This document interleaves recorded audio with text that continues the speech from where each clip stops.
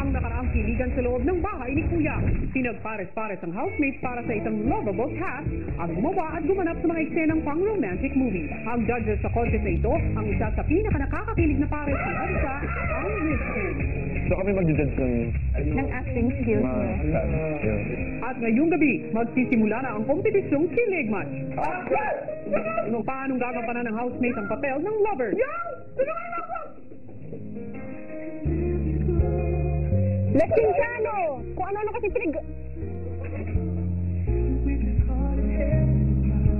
Hello? Excuse me. Bakit mo ginagawa? That should be me!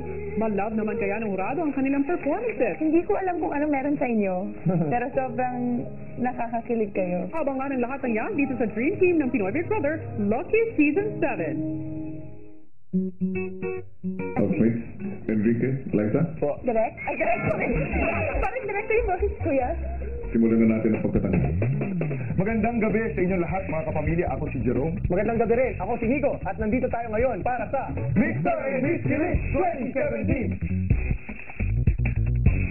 Ako may masyadong excited dahil nakatanggap tayo ng racket dito sa loob ng bahay ni Kuya. Pak na pak yung racket na ngayong gabi, partner. At ano ba ang gagawin natin ngayong gabi? Ngayong gabi meron tayong 5 grupo o 5 pares na maglalaban-laban para ipakita ang 4 na elemento ng pagpapakilig. Pagpapakilig dahil February na nga ngayon ay kilig month, di ba? Ang unang elemento ay ang yakapan. Kailangan, may biology, chemistry, physics, para kami sa aming lahat yan. Ipasok nyo na lahat dyan, Yes. diba? At ang pangalawang elemento naman ay ito yung sinasabing bumabagal daw ang kanilang oras. Yan yung elemento ng Banggaan at sapuhan. ang pangatlong elemento naman, partner, ay papasok. Ito ang pinakamaganda. Kailangan siguro nilang maganda ng mga tissue. Oo, lalo pag masakit ang tiyan. Hindi dahil baka maluha sila. Ang pangatlong elemento ay ang batuhan ng makabagbag damdaming linya. At ito yung pang-apat na elemento na magbibigay kami sa inyo ng mga eksena at kailangan yung kabisaduhin para i-judge yung mga 5 pares na yan. Nice, ang ganda nila. At si Mr. Enrique Hill. Walang natin. Si Kuya ibinigay na rin ang scoring system para sa kompetisyon. Liza and Enrique, Yes. Yes? hawak ninyo ang score sheet. Para sa bawat pares, maaari kayong makapagbigay ng maximum of 5 points at minimum of 1 point per pair per category.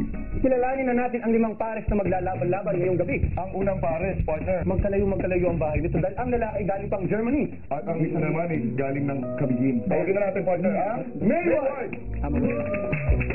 Partner, nalilito ako kung sinong galing Germany, yung babae ba o yung... Oo, dapat. Usawan yung isa, friend. Ilang taon kang naging factory worker? Paano nyo na-maintain yung sweetness and kilig factor sa mga eksena? Nag-donut po. Stress eating. Oo, halata ang stress niya. Nagkakaroon ba ng language barrier? For example, nahihirapan ba mag-Tagalog? At si may nahihirapan mag-English sa mga eksena nyo? Hindi. Ang sabi nga ba, kung nahirapan ka ba daw mag-Tagalog, kasi nga kung Love team/interpreter.